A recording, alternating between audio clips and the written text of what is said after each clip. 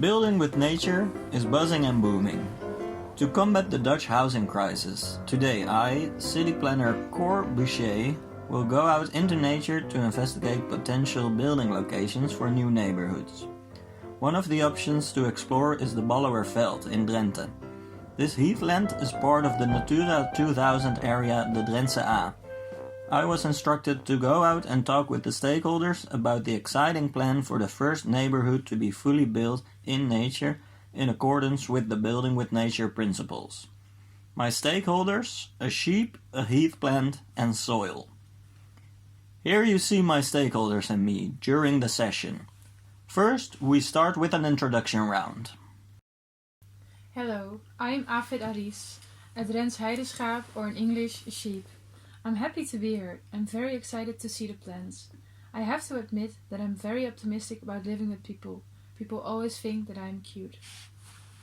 Hi, I'm Dopheide, or in Latin Erika. I prefer to live on relatively wet and acidic soil, like here on the Balloërveld. The species of heath that prefer wet surroundings like me used to be common in Europe. However, due to the excavation of peat by humans, our living habitat became too dry and our species retreated. Now humans try to reverse this retreat to some extent by creating protected nature areas to preserve or restore nature, like in the one we are right now, the Drenthe A. The plant species on the Balloërveld are part of a complex ecological system, and we live in symbiosis with ants, butterflies and other pollinators, and the soil. But soil could tell you more about this. I am the soil beneath your feet, the ground on which everything is built, the foundation and the nutrients on which life is formed. Welcome all, and thank you for being here. The plan for this neighbourhood is very innovative and very exciting. We bring building with nature to a new level by building in nature. We will have green roofs, large gardens, solar panels, lots of trees, permeable pavement and even a park with a petting zoo. I am very curious to hear what other ideas do you have for the area. I like the gardens. As long as I can eat grass, I'm very happy. Just give me some trees and grass and I will live happily ever after. So, when you say a neighborhood, you are talking about a neighborhood for people? Please do not block my sunlight and leave me enough room to grow. I'm not sure about the trees and the grass. Other people have worked very hard to maintain my living conditions here. This entails preventing trees and plants to grow, what is called ecological succession or forestation. By using grazers, for example you sheep, this natural process is stopped and the soil remains the right amount of fertile. If it gets too nutritious, as we have seen in the nitrogen crisis, other plants than me take over and prevail. So I have an ecological role to play? Cool, I never knew. But if people are smart enough to recognize these ecological processes and control them, for example by hiring me, surely they are smart enough to make building with nature work. I can mow the grass and help spread the seeds of other plants with my excrement. They must know what they are doing and they must not segregate humans and sheep. They must know that I am raising people's appreciation for the Balloërveld. Because of me, this area is more protected too. Generally, yes, they know a lot.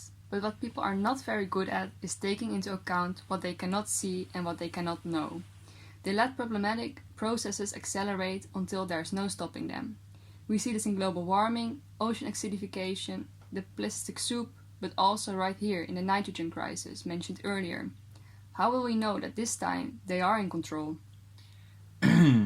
Well, my firm employed some ecologists to monitor and some landscape architects who know a lot about landscaping, about trees, about biodiversity even. I see, but how do you ensure there will be room for me and other species? I won't be able to grow on top of a roof, as I need wet soil to grow in. Besides, these aspects you mention are all very visible aspects to design the landscape with. What about aspects that are less visually present, like nitrogen emission? How will your plants ensure that the level of nutrition in the soil won't be too high, causing other plant species to overgrow me and disturb the existing ecosystems all species here rely on? And also for you sheep, there won't be room for you to wander freely. People won't appreciate you grazing in their gardens. That is a very good point. Sheep, maybe you can go in the petting zoo? I do not belong in a petting zoo. Please have some class. It seems very complicated to have people and nature living together side by side. Maybe I can compensate the lost natural values somewhere else, where people don't live? Maybe? Yes, that could work, as long as I can wander around freely. Soil, you have been very quiet. What do you think about the matter? Well, curiosity brought me to this meeting. Curiosity on if you humans are finally ready to show some humility, that you are willing to start taking nature seriously outside of just appropriating it. Yet it is more of the same story. Building with nature is a typical human thing to say. You humans are arrogant creatures, blinded by your modernist fantasies of absolute control. You say you want to build with nature, but what you're actually doing is co-opting the earthly infrastructure that is my nutrients and solidity for your own selfish needs. In the process, you are degrading the nutritional richness of my grounds, making the building blocks of life increasingly more scarce. More fundamentally, you have forgotten your roots, your unending entanglement with and by your ecosystem. Worst of all, your self-important pomposity has convinced you that you are some higher being, that you have transcended nature, reducing all that is non-human to materials to be used for your own exaltation. You have fabricated an artificial divide between human and nature, thereby categorizing and othering the non-human as the inferior side of this false dichotomy. The reality is that the human is as much beast as sheep is, that the only difference is in the trivialities you so imperiously refer to as elements of civilization. Nature is both around and within you, and you cannot live without it. You say you want to build with nature. If this sentiment is genuine and not a greenwash marketing ploy designed to feel harmonious to your plant-loving fellow humans, you must let go of this superiority complex over all that is nature. You must respect other living beings. Since you are so full of yourself, you must think you are intelligent. Perhaps you should use the brain cells, which were given to you and you did not earn, to more carefully consider the needs of the non-human.